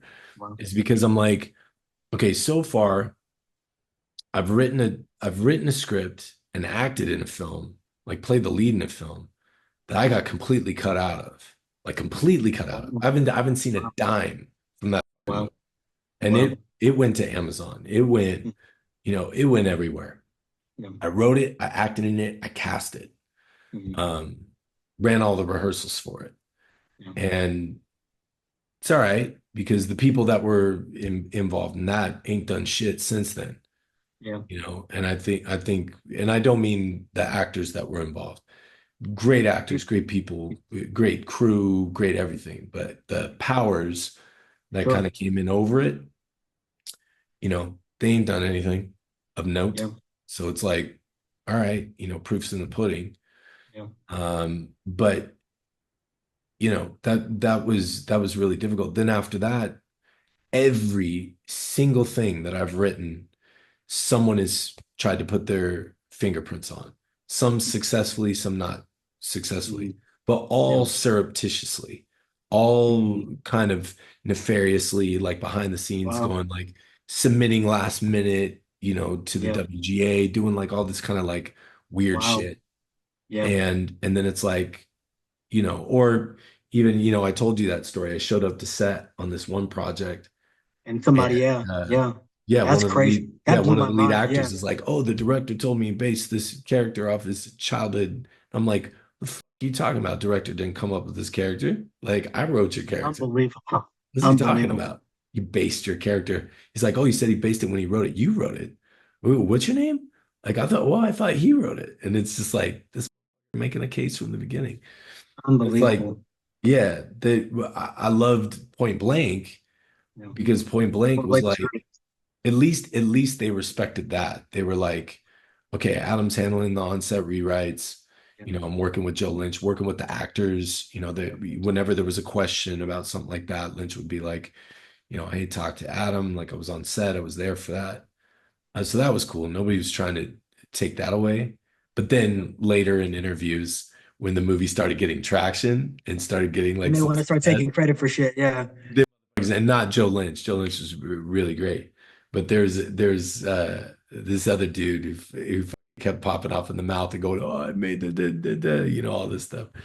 And so then I'm like, well, look, I shadowed Lynch, right, on Point Blank, basically. I shadowed Carnahan on Boss Level. Like I was there, watched him do his thing. Got to Wow. see Michael Bay on Transformers Dark Side of the Moon. I was there for a good half of that shoot. Hugo with Scorsese. Wow. I got to watch him, if I'm being fair, like a week and a half, maybe 2 weeks. Wow. Wow. Watching him do his shit like there. Like I'm Yeah. I'm like right there Yeah. watching him Yeah. go. Mark Romanek, who's Mhm. an amazing music video director, Michael Jackson, Janet Jackson Scream, Linkin Park. Yeah. Yeah. I got to watch him work and countless others, like so many others that are just so talented and so great. I get to watch them, working. Yeah. And that kind of just made me go, okay, it really is. And I think that you would say the same. Your drive, your Yeah. determination to just go, I'm going to see this through. If everybody else falls off, it doesn't matter. If I got to edit this thing myself and blow into a kazoo for the soundtrack, Yeah. that's what's going Yeah. to be. Yeah. But, also the people you surround yourself with. Yeah. So it's like, if I got a great DP, if I've got a great, stunt coordinator, great hair and makeup, you start putting together a good team of people that you can rely on, then it's like, okay, now we can get this thing done. So it was always the fear of that. But I think as a writer, you should Mhm. be going into directing as soon as possible. Because Mhm. unless you're in the television space, people are going to shit all over you and try to take your shit all the time, Wow. all the way through production, all the way Yeah. through production and distribution. Somebody's going Mhm. to be like, "Could I get my nephew writing credit on this? Did he write on Wow. it? No. Yeah. Then what the fuck are you asking me for?" He Like was in the writer's room and contributed like a line or a word or some shit, and they want to credit. something like Crazy. that. And people are Yeah. talking about the decreasing sizes of writers' rooms, like not to Yeah. go on a thing, but like with AI, right? That Yeah. it's decreasing writers' rooms. Now all you need is a lead writer, uh, one other writer there, like checking on stuff, and then the AI. And they're bemoaning this. I had a Yeah. conversation with a really massive studio, Yeah. and they were talking about the magic of the writer's room and the beauty of the writer's room, and all this stuff. And I just go, is it? Is it beautiful? Is it great? I'm like, and I let this guy go forever. And I just go, it's great until it's not. So Mhm. are you telling me that? I said, how many people are in your writer's room? He said 15. I said, okay. I said, are all of them supposed to be there? Are they all qualified to be there? Are they there? Can you honestly tell me that? Like, is there anybody there that is a producer's son, director's daughter, actor's Yeah. daughter, actor's nephew, financier this, producer that, whatever? They're just sitting in the room because mommy or daddy like got them the gig, Yeah. or they're dating somebody or married to somebody or whatever that deal is, and they're sitting there. They're all giving just gems. They're all contributing to the show. Is that right? Yeah. Or you have somebody else that's there because they've worked their way up in the ranks and now they're there, but their contribution is absolute dog shit, but you can't Yeah. fire them, Yeah. because that's it. That's the writer's room that you've built. Like, so Mhm. is it great? And he's just like, oh, yeah, kind of. And Yeah. I said, if you really had to, if somebody put a gun to your head and said, how can you make this show excellent and decrease this downtime and bullshit, what would you do?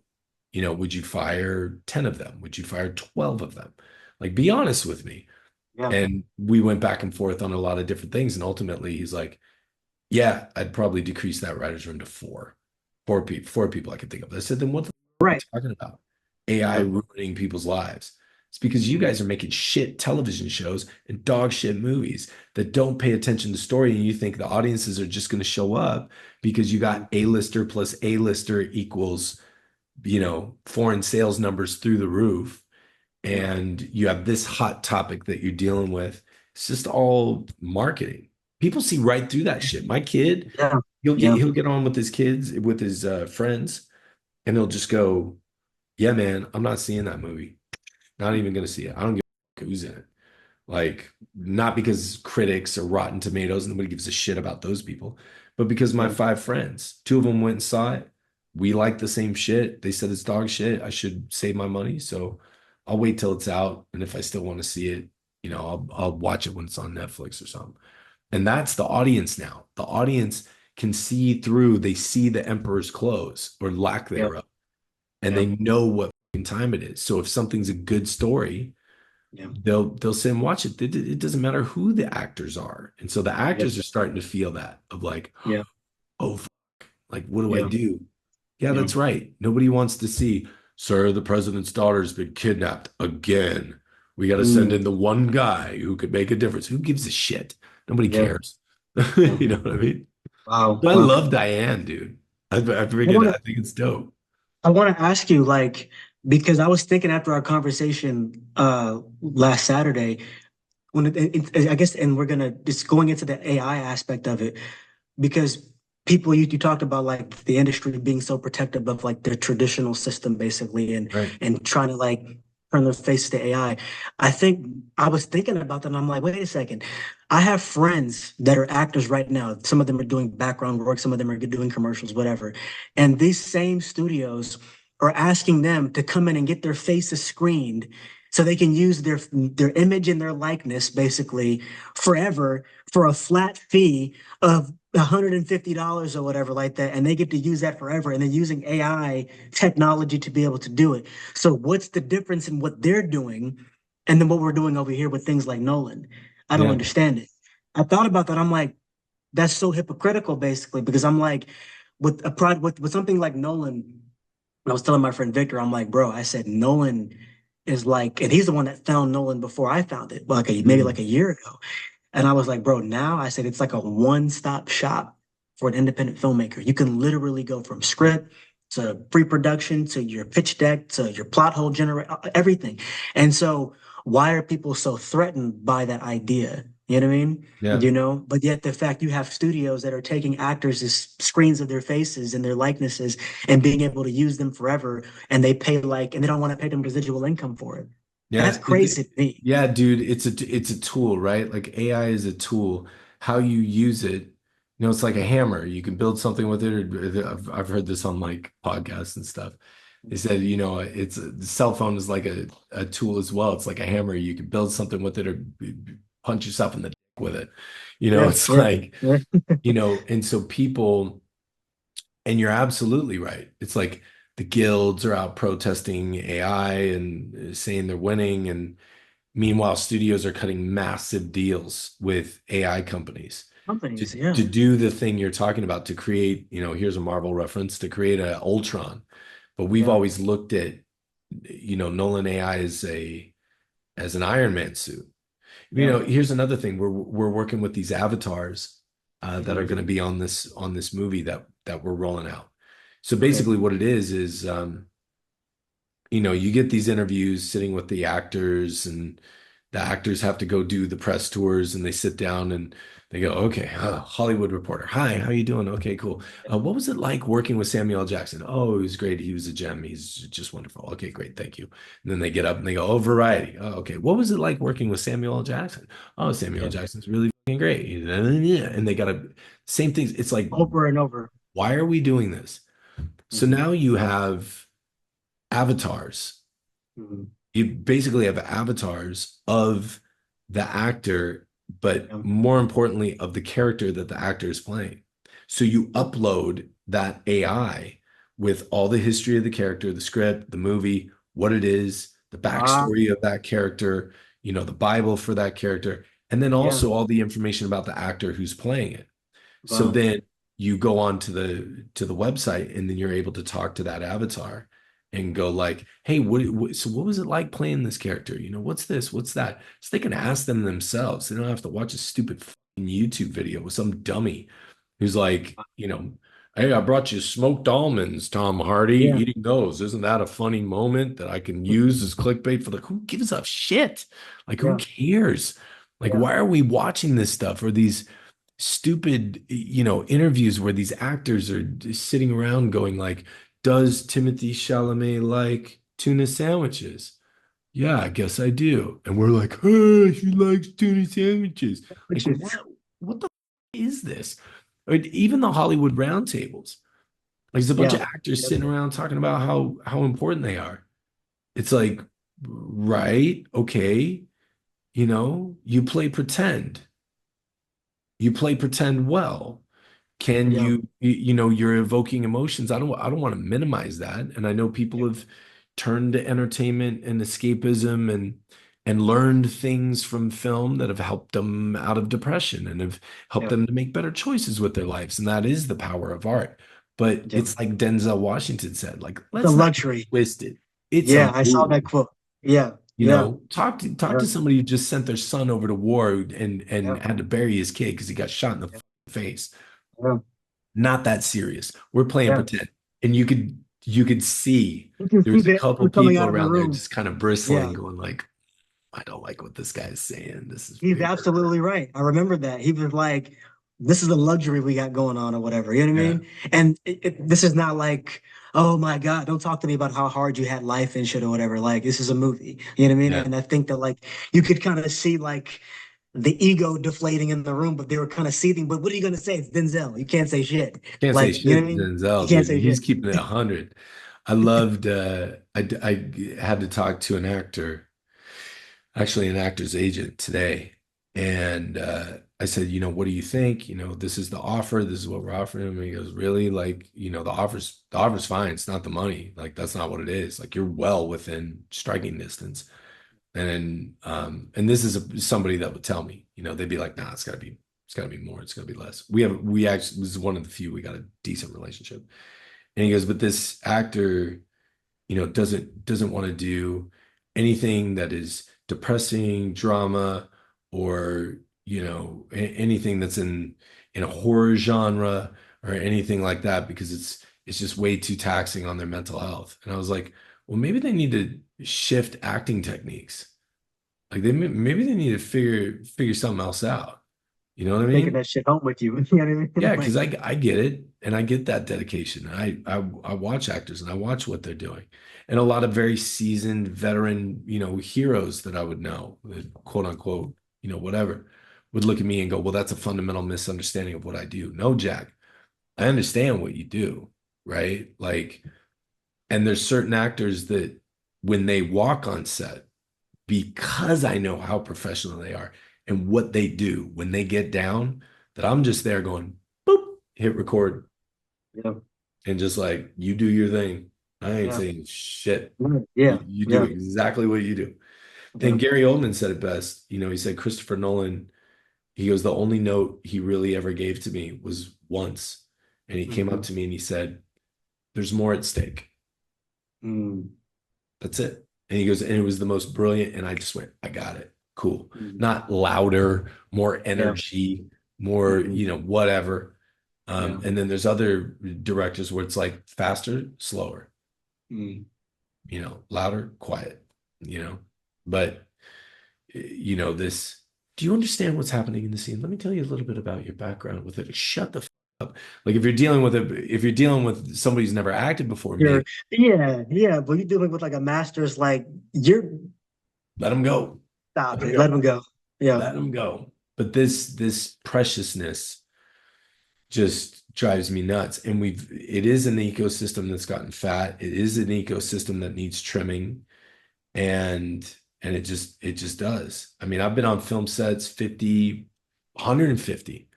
Biggest one's 175. I think it was 200 million all in. oh, Um, Amsterdam. Amsterdam is a great example. David O. Russell's yeah, movie. I yeah, had a David Russell. Yeah, small bit part in it because I was was it checking out actually the in stunt Amsterdam? team. Was it shot in Amsterdam? Yeah, yeah.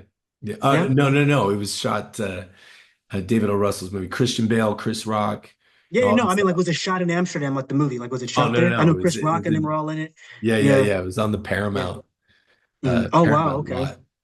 But I being there, it was like at any given moment, and I was there all day. Yeah, You could look to your left, look to your right, and there's 20 people just sitting doing. all nothing for Nothing. hours and hours and hours, and they're all getting paid. And it's like, Wow. this is what are we doing? Like, what are we doing here? What is your job? What are you doing? Are you just standing around because mandatory, like guild says you got to be, the union says you got to be here, like whatever. Like, what does that mean? Like, why am I paying you to do nothing? And it just seemed crazy. And that was going on for days. And it was the same people, constantly Wow. on smoking breaks. I'm like, what Yeah. is going on? Yeah. And, the Academy Awards treat people like this. That's all Mm, about the actors. It's all about the performance. That's all what it is. But it's like, what is Gary Oldman's performance in Dracula without man. hair, makeup, and wardrobe? Nothing. Nada, man. Nothing. Nothing. And, I work with Francis Ford Coppola because he still does the barter system. Yeah. No matter what anybody thinks of Megalopolis, he did this I movie haven't with seen Val it yet. Kilmer, and he showed up to Cameron Pace when I was working there because he wanted to use James Cameron's equipment to Okay. shoot in 3D. Yeah. And then there was like a come to Jesus moment when Francis was like, "Look, I don't have the money to like pay Mm, for this equipment, like not on yeah. this movie. I don't have the budget. I'm saving every cent I have to be able to do this movie later, Megalopolis. Yeah. Yeah. So, but I want to do this movie with Val. Um, I can't pay you, but I can pay you in wine from my vineyard." There you go. Yeah. It was amazing. And so the next week, the semi truck pulls up to Cameron Pace. We All start this wine. offloading all this freaking wine. I was like, that's so cool, man. That's so indie. That's baller. I loved it. I love So, that. yeah, man, I think the ecosystem needs to be busted. I think we have a lot of hungry, amazing, stellar actors, writers, directors that are doing this thing. We want to, not just Nolan, but just me as a creative. I want to be able to pass off knowledge and give tools to people so that they can go out and do this. And quite honestly, like, and hats off to you, but not have to Yeah. do some of those things, and make it so that people can get stuff done quicker. We definitely don't want studios to just go, but then again, there'll be a market for that. It doesn't matter how bad McDonald's is for you. It doesn't matter if it's going to kill you. They could find razor blades in the hamburger patties tomorrow. It's still going to, Somebody's going to show up. Yeah. yeah, We need somebody's going it. to show up. So it's like, we know that's dog shit. We know that the McDonald's hamburger is nothing compared to, like a gourmet hamburger that you would get somewhere or whatever, or like even the one that you would cook at home. Yeah. And that's kind of the point. It's like, is there going to be a new emerging market for people to just go bink and the Hulk is fighting Superman and Batman at the same time and crossing, genres and whatever in a horror film together? I don't know. There'll be a market for that for like AI movies, Yeah. just like there is for animated films. Yeah. And anybody who says, well, they won't be able to capture the emotion that humans can, what are you talking about? Look at Yeah. Toy Story. Look at Finding Nemo. I cried my eyes out in that shit. You know what I mean? Babe, Pig in the City. It's fucking Right. animals. You're crying Right. like crazy. And so it's like, you know, the, it's in the story. If you have a Yeah. great story, the story itself will evoke the human emotion, and then that is up to the actor to translate it onto the page. And I'm not minimizing the actor. Like, there's very few people that can do what Daniel Day-Lewis does. There's very few people that can do what Denzel Washington does. There's very few people that can do what Gary Oldman does. But it's like, well, there's very few people that could do what Viola Davis does. Yeah. Um, and, but the worship of it, Yeah. we got, They deify the performance and yeah, and all that other all of the and theatrics and everybody else can off. And it's yeah. like, what are you talking about? You wouldn't even be Yeah. standing here if it wasn't for the story. Yeah. If you didn't have a story, if you didn't have a blueprint. It starts with the writer, the story. Yeah. Yeah, 100%. Yeah. And Hmm. there's, it's like we have the Golden Globes, the Screen Actors Guild Awards, the MTV Movie Awards, the Academy Awards. We have, we have the Producers Guild Awards. There's like all these award shows.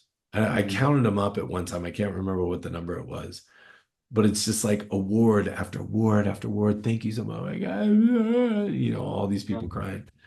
And it's just like, Who gives a shit? Like, Yeah. what is that worth? Like nothing. Yeah. And of course, Nothing. people are gonna You hate can't you. cash it. Yeah. And of Yeah. course, people are gonna hate you for it. And Yeah. why these indie films are now starting to get like so much more traction because people are Yeah. sick of all these people's shit and talking to them and trying to Yeah. sell them something. They're just Yeah. like, I don't believe this anymore. I want to see somebody that I don't know anything about that's telling a really good story. You know, Yeah. that's it. And you've done that. Like you've done it.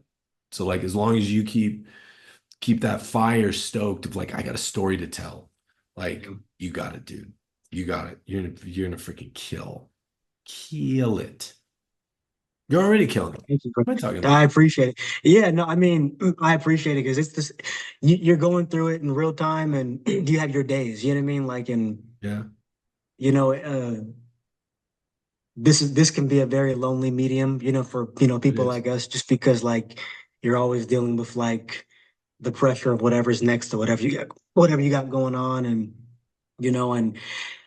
I'm happy that like, I'm meeting people, that have gone through the things that I'm going through now. You know what I mean? Yeah, And that are able to share perspective and let me know don't quit. You know what I mean? Because there's times you feel like you want to, and but it's just a blessing. You know what I mean? It's a blessing to meet people like yourself. I think it's a blessing for me to even discover platforms like Nolan, because like I said, you have the pressure of being able to do all of these things. You know what I mean? And sometimes you don't have like a set crew where you can depend on and say, hey, this is done. I'm going to pass it off to you and do X, Y, and Z.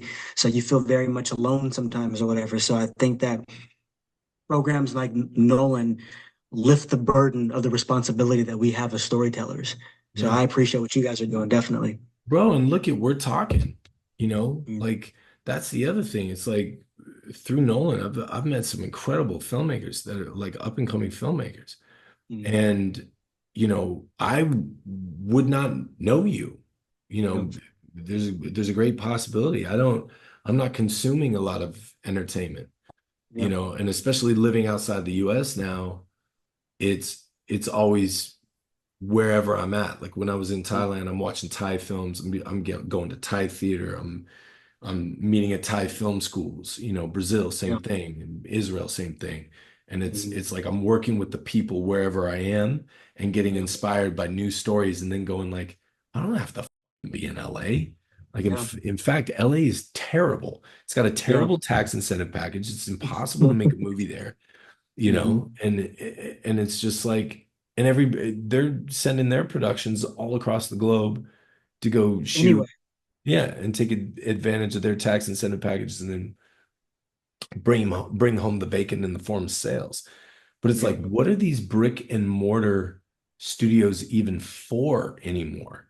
yeah. Like they're going to end up, Warner Brothers is going to get turned into a shopping mall, Well, like just because of all the advances that are happening, volumetric stages, digital stages, and they'll say, well, there's nothing like a real physical location. True, mm, sure. but even that, like that's becoming different, and you start thinking about safety and concern, for people. No, well, there's nothing like taking a stunt guy and throwing him, against the car, and he breaks a couple ribs, and he's got a great story. True, but if I can accomplish that and keep people safe and still be working with stunt crews on the things that are necessary, yeah, like the technology should be allowing us to um, be dangerous in a safe environment. Yeah, That's it. sure. I think that's it. Hmm. And we're gonna work, dude. You and I are gonna Yeah, do some shit. So yeah, and I'm here whenever you need me. You can hit yeah, me up whenever. So we're right now, Amazon Prime. yeah. Right now it's Prime and Tubi, and then soon to be Apple TV, as far as I know. And then there's some smaller channels. I think it's like YouTube Horrors and Chills or something like that. One of those. I think there's like Popsy on Plex. There's a couple like minor ones as well too. You just kind of search it or whatever and Let's find it. go. Yeah, Let's go, dude. I freaking love it, man. I yeah. love that you just jailbroke the freaking system. It's so amazing. I love The it. I whole want to see movie's more of it. Yeah. It's a guerrilla filmmaking. It is, this all it is. There's no Yeah, man. permits, you know what I mean? There's no permission. You just do it. You know what I mean? What And advice would you give to anybody out there right now? uh the cliche never give up because that's Sure. exactly what's going to, you're gonna be I think that what it is that like your passion has got to outweigh the obstacles that you have in front of you. You know what I mean? So you have to create a story, create a story utilizing the resources that you have, when you don't have many resources, um, focus on trying to, make good writing, you know. But lastly, just don't be afraid to execute. I have friends that are very talented, but they're afraid of the execution because you know what it is too? Don't get caught up in like the so and so's making his film debut. You know what I Right. mean? Like, don't Right. get caught up in that bullshit because everybody doesn't have the luxury to get, 10 million behind their first project ever, or whatever. And so Sure. sometimes, like, you can get caught up in like, well, damn, this is like my first movie, and it wasn't like the typical the film debut that you were hoping for that was gonna have all this press and shit behind it or whatever. Like, you have to let go of the vanity of Yeah. what you think you should have and focus on what you actually have and then go do what you're gonna go do. So yeah, I might have wanted to shoot my film on an Ari. All I could do was a Blackmagic Pocket Cinema camera. I might have, wanted to go, rent a bunch of like prime lenses or whatever, but all I could afford was the lens that I had. I wanted to maybe do 30 days of makeup, I could only maybe do 4 or 5 or whatever. And you'd be surprised when Amazing. when you're doing something that people are excited about, people will join in and chip in what they have to offer as well too. Like Yeah. it wasn't like, people just saw me struggling. If people had something to contribute, they contributed it. You know what I mean? Like Yeah. I had friends like, yo, my mom, she knows how to make dead bodies because she made them for Halloween. The makeup artist is like, yo, I have this head or whatever that was like made in my image or whatever. I'm like, okay, cool. Can you be in a scene? Will we cut your head off? Sure. You know what I mean? So you'd be surprised at actually how much you actually have, and just do it. Just Let's do do it. it. And just do it. It's all you can do. Just And do it brother, because where do people find you? I'm on Instagram, I'm on Facebook, I'm on Twitter, Damarrus at Damarrus Grant. I'm on Snapchat, I'm on TikTok, you know what I mean? I don't have like Love a it. crazy social media presence, you know what I mean? But I'm there. Yeah, I have people all the time telling me like, man, I don't know how I couldn't find you. I was like, you ever DM me? Like, what are you talking about? I talk to everybody, like Yeah. anybody. Like, there's no, exclusivity on my end. Like, I will talk to anyone and everybody, anytime, anywhere. And I think that's the thing too. The I Be remember, humble. Yeah. Yeah. You know yeah, what I mean? Like I learned that like I got a lot done because I was humble toward people that had shit that I needed. You know what I mean? And mm, so I was willing to do favors. I was willing to serve my way into getting what I wanted. You know what I mean? So I mm, would say, yeah, be willing to kind of serve. Like sure, there were people that needed photo shoots and videos that had resources that I needed, and I was willing to serve to trade off like, my time and my talent for whatever they needed, basically. And that's so dynamite. that's part of being likable. But if you're not willing to serve or not willing to help anybody else, then nobody's going to want to help you. I was Mm, willing to help everybody that helped me, basically. So whether it was minuscule, whether it was nephew, come take my trash out. That happened a lot. You know what I mean? mm, Come take my trash out or whatever. We got like 10 boxes that we had furniture moved in here or whatever. Come take these out. I did it. You know what I mean? So I made myself available for anybody that was, that needed something basically from me, So I would say, yeah, be willing to serve. Yeah. it's dynamite, dude. It's freaking Yeah. dynamite. Yeah, as you start to move your way up, you know, keep that. Like I would say, keep that. I've kept it even when it's been taken advantage of. Yeah. There's a movie that I was a producer on that I literally was doing everything. Yeah. Like with this other producer who's also doing freaking everything. It Yeah. really like came down to us.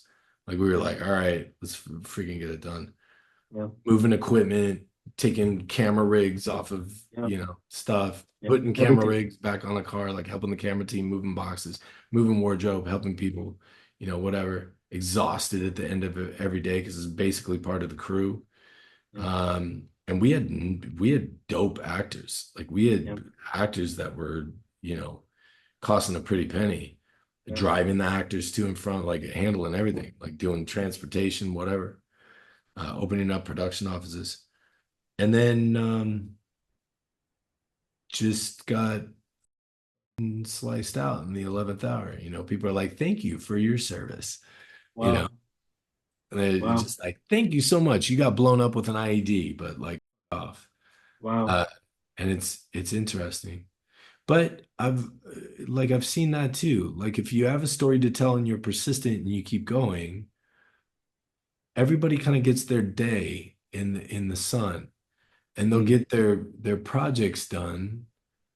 Um, but then they run out of gas, Yeah. because if you're in a position of narcissism and psychopathy where you're the center and you got Yeah. to have all the shit swirling around you, whether you're a Yeah. director, like on this one, Yeah. that I'm speaking of, or somebody else who showed up for a week and then bounced, Yeah.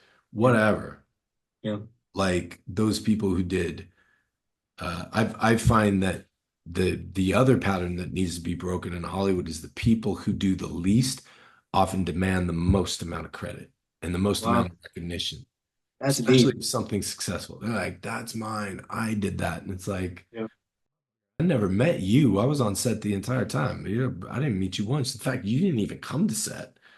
Like, I what are you saw a lot of doing? that, You know? especially at the premieres when the people are standing up giving the ovation and people are taking credit for a bunch of shit they didn't even do. That's Yeah. crazy. Hey, yeah, Yeah, that's man, nuts. That gets man. that gets nuts. And then it turns uh adversarial. Then they see your service as a threat because it's not something that they have. Like inner beauty. Outer beauty somebody can mimic. Yeah. You get a plastic surgeon who's doing like crazy work. But if you don't have an internal light, Mm-hmm. it's so crazy. And Hollywood's kind of like that. Like they'll see somebody, go, what's that? What's that thing? I don't like that thing, or I want that thing, or I want to control that thing, or I want to destroy that thing. That light, that persistence, the service, humility, all these things that are kind of like high vibrational, positive, you know, like attributes that somebody can have.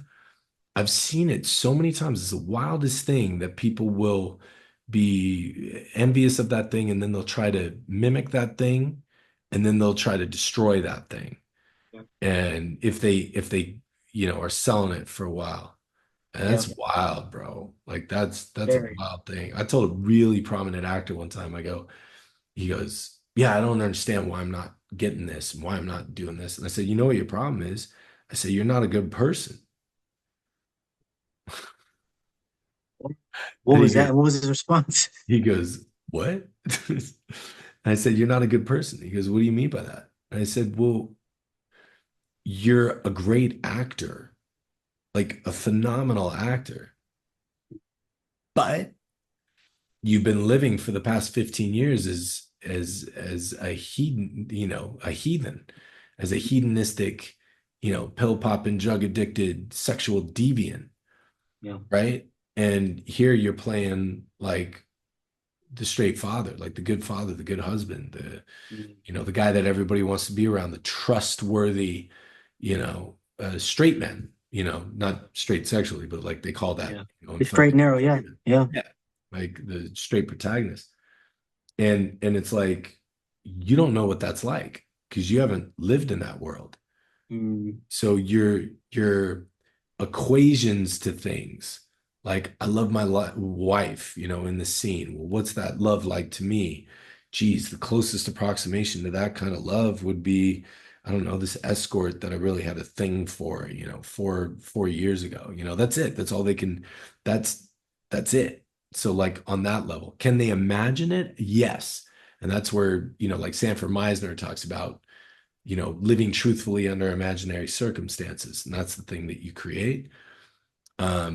But the sense memory people are when they get Wow. down that road because it's We like can't go there. Yeah. They've never been there. Yeah. I'm like, bro, you are a bad person. I was Wow. like, you steal from people, you rob from people, you use people, you abuse people, you cheat on your wife. What are you talking about? Like, of course you're struggling with this role, which should be so easy. Is it though? Like it's not. If you're not in touch with, you know, the inner beauty or divine, then you're not going to be able to portray that. So yeah, it's interesting, man. It's gonna be a lot of fun. I appreciate you, brother. I appreciate the conversation. You've given me so much. I'm gonna cut it up. I'm gonna put these, I'm gonna do a bunch of sound bites. I'm gonna make the whole thing available on YouTube. I don't think I'm gonna cut a thing out, but I am gonna cut it out for social media like Instagram Yeah, and for stuff sure. like that. Get little sound bites. Yeah, no, we'll be posting. Yeah, like, I appreciate this conversation again. Like, it's always great talking to you. Like I said, I appreciate meeting you, and I appreciate the platform that you guys are offering. Yeah, With man. Nolan.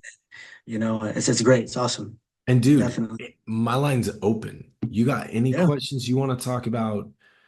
Things I do to stay writing, stay inspired, especially as I will. working Yeah, on this yeah. project. Like for sure. Like always Okay. open. I'm Yeah. gonna send you a couple of scripts that I think are gonna blow your mind, and we'll definitely want to talk to you about them or whatever, like some crazy shit or whatever I got going Fuck on. yeah, dude. So I've gotten inspired again. But man, thank you again. I appreciate you, Adam. Yeah, man. I'm freaking all about it.